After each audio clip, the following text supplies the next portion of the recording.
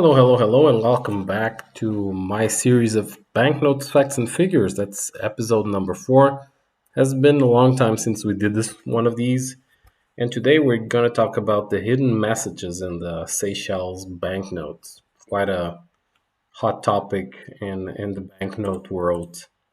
But before that, it's good for introduction also because some of the facts of the banknotes will be discussed historically, not a lot, but some of it. So it's interesting to give you idea about Seychelles, which is a small country in the Indic Ocean, out of the African coast. It was said to be inhabited when the first recorded presence was there, which was a naval fleet of Vasco da Gama in his second trip to India in beginning of the 16th century.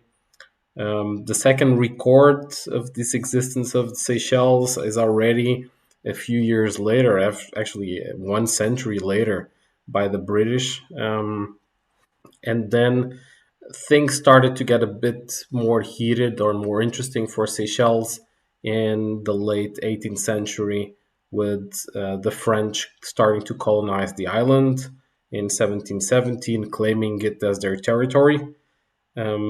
And this didn't last for long. They were just there for 24 years as the British had a small war with the French in that area of the Indic Ocean, involving also Mauritius.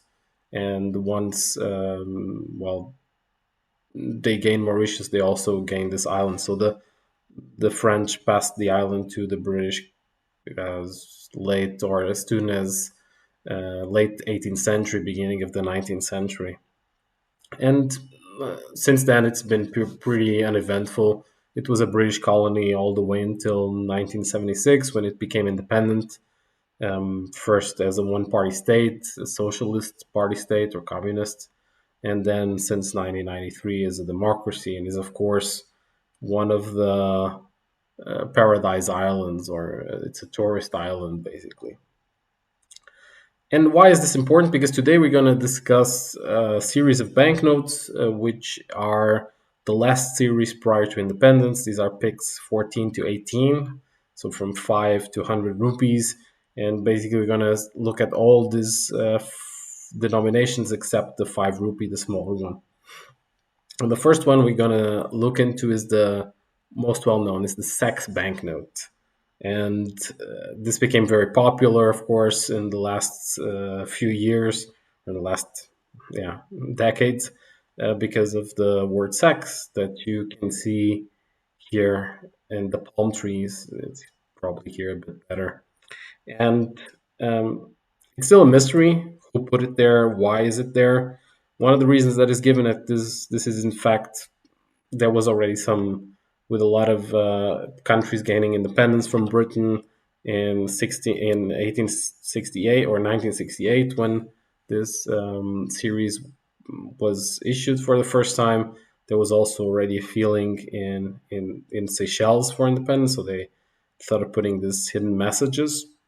The truth is that the design, or the initial design, was actually by locals, two women, Wendy Carter and Mary Hayward. Um, but it could also be just a silly message of someone, either from them or from the printers, which was BWC in the UK. The truth is that you see here the initial design of this banknote, of an earlier design. It just had one palm tree here, and nowhere could you see the sex text in. What is also known is that this was actually done on purpose, and we'll see that in the next banknotes. As I see, and I want to talk also a bit about cost, etc. So this banknote became very expensive lately. The catalogs all priced it as above, well, in one city it's at least 900 euro, not dollars each of these banknotes, independent of the, if it's independent of the date here. Um, but I would say that given the sales in the last couple of years, less than 930,000 euros, you will not get one of these in uncirculated. They'll go a bit cheaper in very fine, around the 150 to 200 mark, and then extremely fine to almost uncirculate on 500 or 400 to 750. That's more or less the bracket. So it's not that this banknote was so uncommon, I would say, but it's also the popularity of it. Then maybe the second most well-known one is the Scum banknote. These are the 10 rupees, and here the word scum can be clearly seen here. Here's in the bottom a bit more detail. Again, the early draft of this banknote did not have. Um, you could not read these words out of there. It's also very strange because this flower, which is typical from the Seychelles, would never have this format that you see here. It will have this one on the original draft of the banknote or the original drawing. So this is also a clear indication that this was made on purpose by someone. The price of this one is a bit cheaper, although still in the 350 to 450 range for uncirculated, and it goes a bit down from there. Next, you see the 20 rupee. Here, maybe a bit more difficult to notice, maybe a bit more obscure. From this one, I could not get an early drafts out of this. These are hard to find, and they were basically auctioned off many years ago by BWC when the company was disbanded. Um, but the word is that if you look in detail here, you'll see the words, or sorry, here you'll see the words poop. Well, might be just imagination or the fact that the other ones also have some clear message, but this one also seems strange, although it could very well be a coincidence.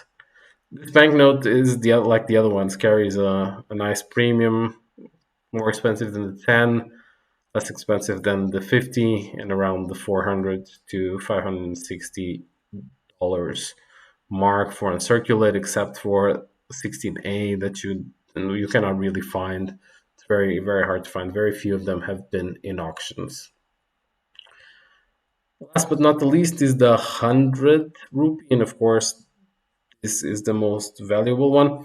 And here there is also a topic which is looking into this part. Theoretically, you can see hate written here. So it will be an H here, an A, hate, and a T, and then E. Yeah, hate. This is also interesting because the initial drawings were a bit different, although there were some elements to that already, but they were slightly different in this part. So this also makes people think that this was done on purpose to have hate in it.